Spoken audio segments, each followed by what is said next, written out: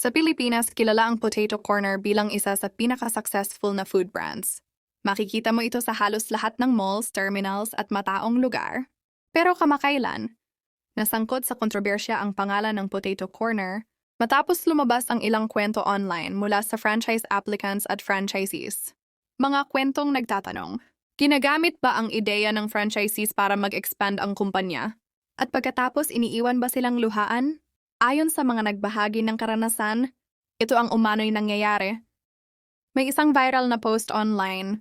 Ayon sa nagbahagi, may kaibigan siyang nag-try mag-franchise ng Potato Corner. Bilang parte ng application, pinag-submit sila ng proposal. Kasama dito ang eksaktong location, paliwanag kung bakit maganda ang pwesto, at kung sino ang target market. Pinaghandaan daw ito ng mabuti. Inaral ang lugar, at confident silang pasado ang proposal. Pagkatapos nilang mag-submit, nag-antay sila ng sagot.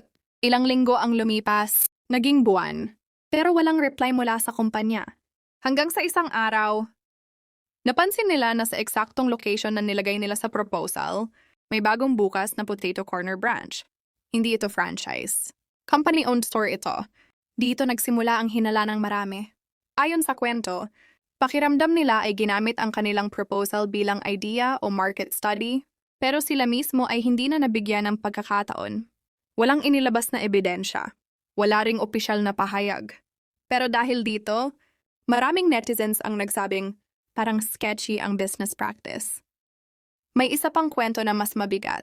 Isang long-time franchisee sa isang mall sa Cebu. Matagal na siyang may Potato Corner. Paulit-ulit siyang nagre-renew ng kontrata.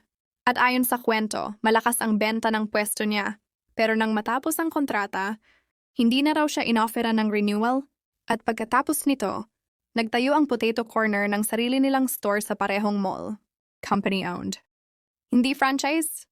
Ayon sa nagbahagi ng kwento, wala nang nagawa ang franchisee. Mahalagang linawin, hindi pa napatutunayan ang mga paratang na ito.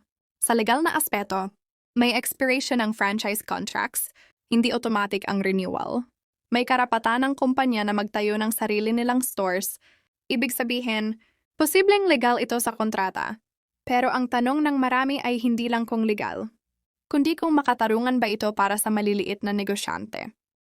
Hindi layunin ng video na ito na manira ng brand. Layunin lang nitong ipakita ang mga kwentong lumalabas para mas maging maingat at informed ang mga gustong mag-franchise. Kung balak mong pumasok sa franchising, huwag lang magtiwala sa pangalan ng brand. Basahin ang kontrata ng mabuti at intindihin ang mga risk dahil sa negosyo.